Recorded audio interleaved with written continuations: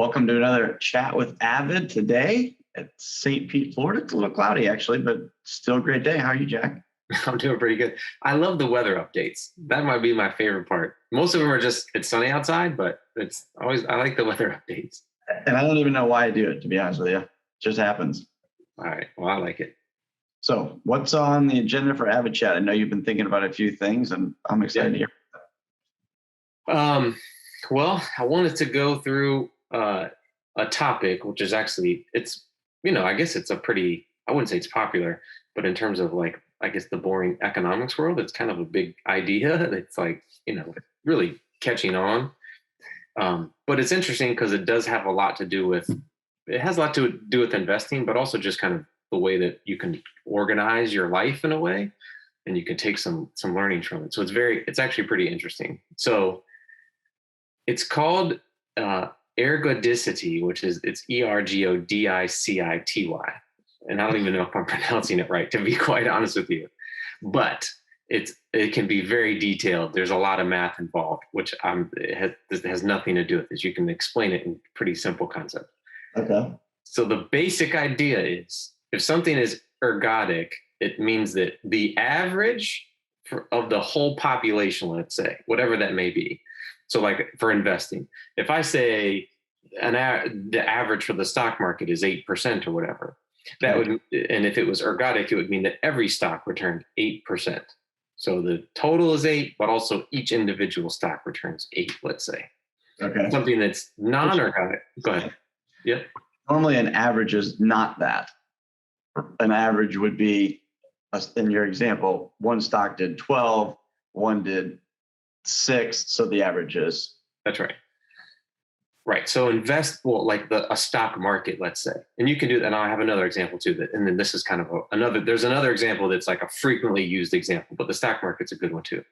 Something that's non-ergodic. It means that the population average is not the local average, meaning the stock market does 8, but like you said, some do 12 and a lot go out of business. Like a huge number of stocks actually go to 0. I was reading, and I don't know these numbers perfectly, but there's some percentage of stocks that have been responsible for like 90% of the gains.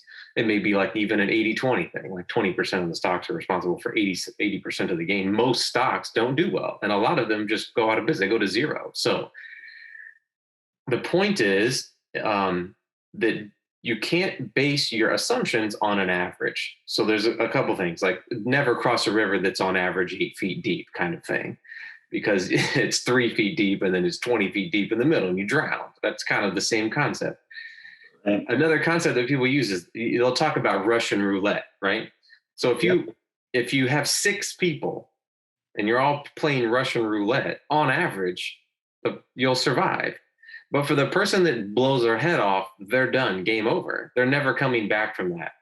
I'm glad that was such a crude analogy. Yes. But it's a frequent one because it's very visceral that, you're dead, you're gone. So the whole point of ergodicity is trying to manage that process. And one, it's to keep it in mind. So there's tons of examples, but one thing that I really do like about it is, and this is what a lot of times when we're talking to people and giving advice, we talked about this in other videos, is there comes a time where there's no point in taking on that amount of risk because the payoff just isn't really there. Like in Russian roulette, if somebody paid you $1,000 to play, the chances are you will win $1,000, but there's a chance that you'll be dead. It's not worth $1. Right. It's not worth the payoff. 10 million. Yeah. But even that, like, is it really worth there's no amount of money that you would ever give me to play Russian roulette, for the record. Right.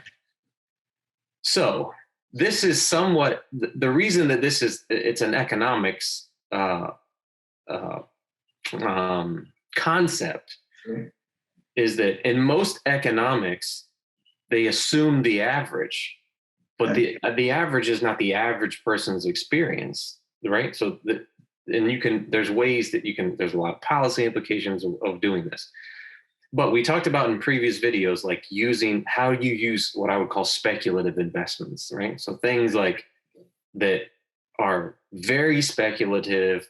Like right now, there's like this whole SPAC thing and, Bitcoin and all these things, which there may be like, let's say, I don't know how many SPACs are coming out every day, but there's tons. Like it's kind of been overwhelming. There's no question that some companies in there will go on to be really good companies and probably great investments 10 years from now. But the vast majority of them, in my opinion, will probably be dogs, not because they're super speculative. Some of these companies don't even have a product. There's zero revenue. Like they don't even barely exist yet. So how would you know? That's hard to say. It's somewhat random. So the point to take away from this is that there's a level of risk that it's not worth to take on, regardless of what the upside is. So, and how to manage that because you only have, let's say Dave or even myself you only have one run at the game. Right. If you set 10 people up or 100 people up or 1,000 people up, whatever it is, and they all ran the same super duper high risk strategy, let's say I'm going to do the lottery strategy. We talked about this before, is we're all just going to play the lottery. Somebody will win the lottery. Right. Somebody's going to. It'll just end up that way. But most of you won't. You'll be zeros. Right. It's not worth, yes, you could get the payoff, but it's just not worth it. And that's not even to the fact that you never make anything.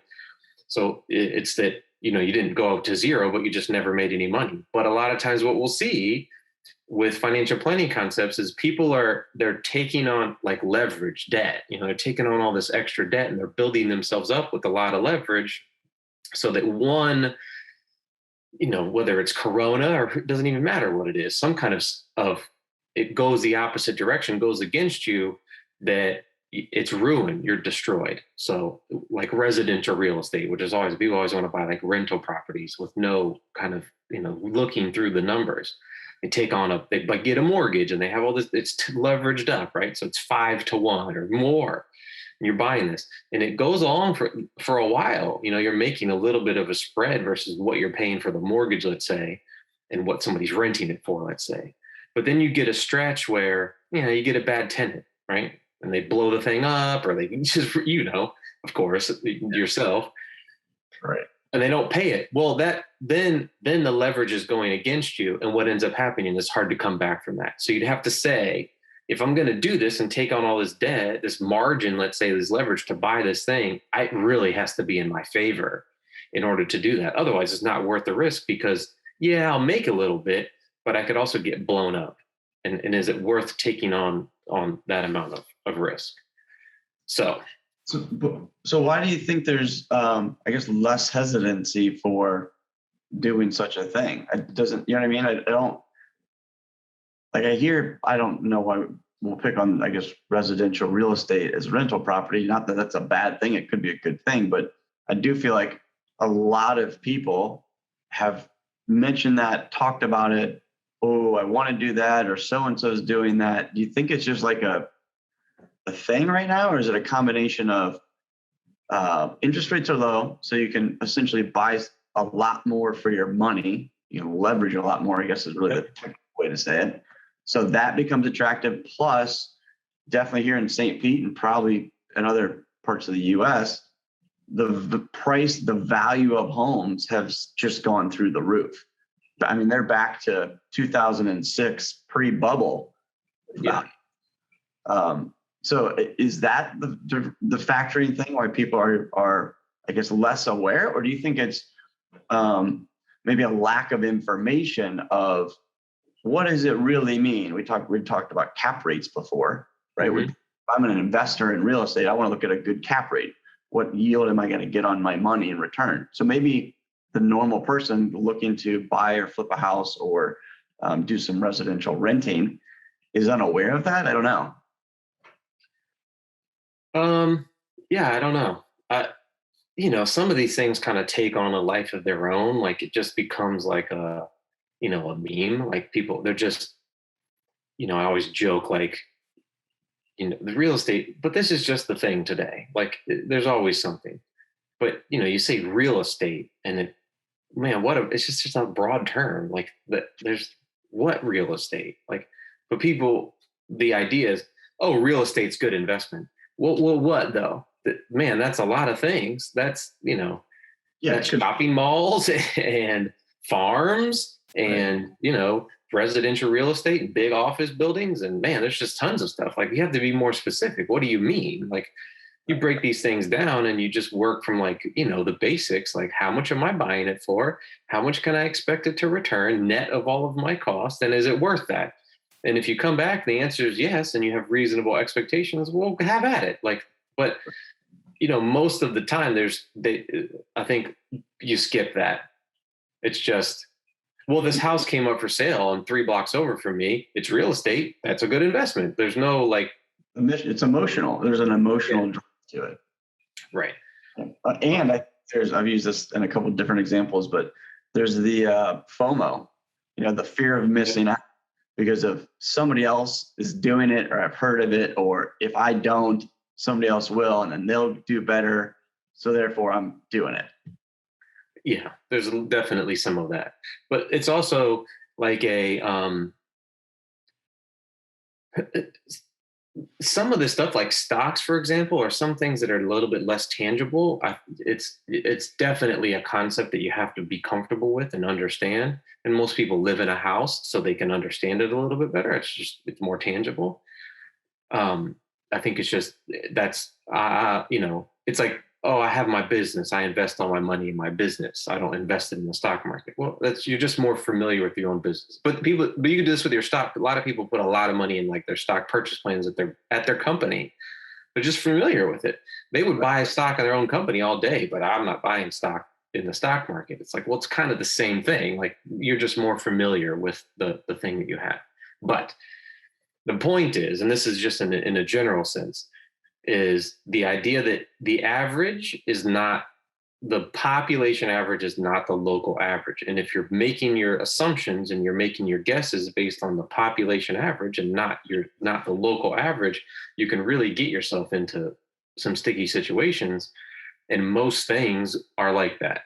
You can't just average everywhere and make it one average. But Corona was a good example. So I was reading a book and they were making an example of, if let's say in Florida, if the average hospital isn't overcrowded, that's okay. But what you really want to pay attention to is the local amounts, because if one hospital's overcrowded and they can't take people and people are dying on the sidewalk, well, what difference does it make if one 200 miles away has plenty of beds for people? It's irrelevant. Yeah.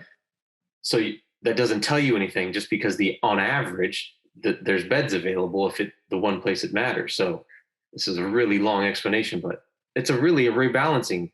It's a rebalancing function, because you just don't bucket.